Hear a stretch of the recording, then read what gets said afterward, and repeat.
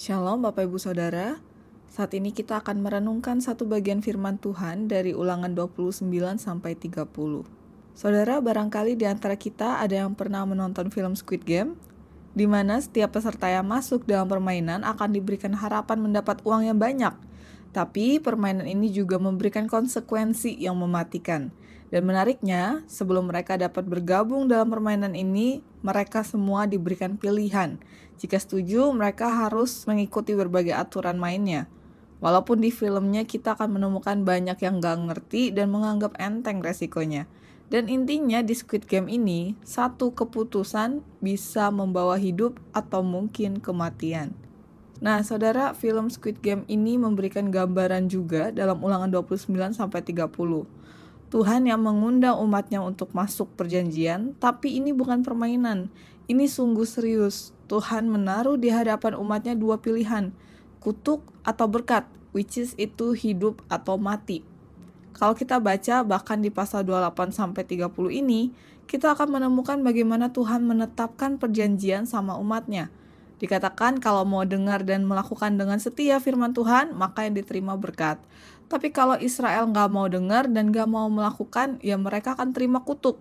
Dan kalau Israel masuk ke tanah perjanjian, maka perjanjiannya dengan Tuhan adalah Tuhan menepati sumpah janjinya yang diikat kepada Israel. Tuhan mengangkat Israel sebagai umatnya, Tuhan jadi Allah Israel, Tuhan mengikat janji ini kepada Israel yang hadir maupun yang gak hadir saat itu.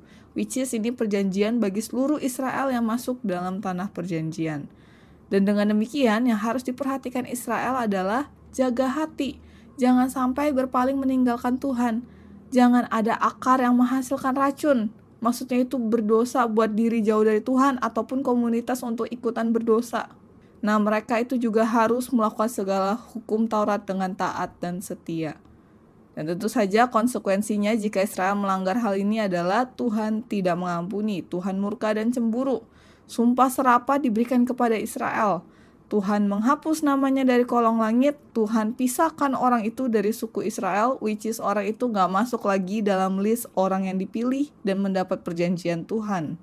Nah, dari berbagai perjanjian ini, tentu saja ini tidak hanya tentang berkat dan kutuk, tapi tentang relasi perjanjian. Tuhan sungguh serius dalam memanggil umatnya. Tuhan gak mau Israel seperti di ayat 19, aku akan selamat walaupun aku berlaku degil. Bagian ini memperlihatkan kehidupan yang sebenarnya itu jauh dari Tuhan. Dan justru ini adalah rasa aman yang palsu dan dapat dikata ini penipuan rohani. Menariknya saudara, kalau kita baca lagi dalam pasal 30, kita akan menemukan Tuhan juga memberikan waktu. Jika Israel sadar dan berbalik kepada Tuhan, maka Tuhan juga akan berbuat baik, memulihkan, menyunat hati agar Israel mengasihi Tuhan Allah dengan segenap hati, segenap jiwa, supaya mereka hidup. Tuhan tetap beranugerah agar Israel tetap hidup dan diberkati.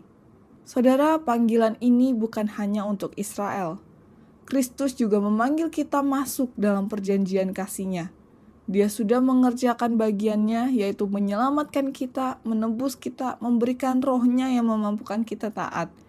Sekarang perjanjian itu pun masih berlaku bagi kita. Pilihan kita juga sama seperti Israel. Saudara mau hidup dalam berkat atau mati dalam kutuk? Mungkin kalau saat ini kita pun sudah jauh dari Tuhan, saudara masih ada waktu untuk kita berbalik dan dipulihkan sama Tuhan. Pilihannya kita mau dengar kembali kata Tuhan atau enggak. Kalau firman-Nya itu dekat dengan kita, mau enggak kita menaruh hati yang dekat juga dengan Tuhan dan taat kepadanya? Saudara, dalam anugerah Tuhan, biarlah kita memilih kehidupan untuk mengasihi Tuhan, mendengarkan suaranya dan berpaut padanya.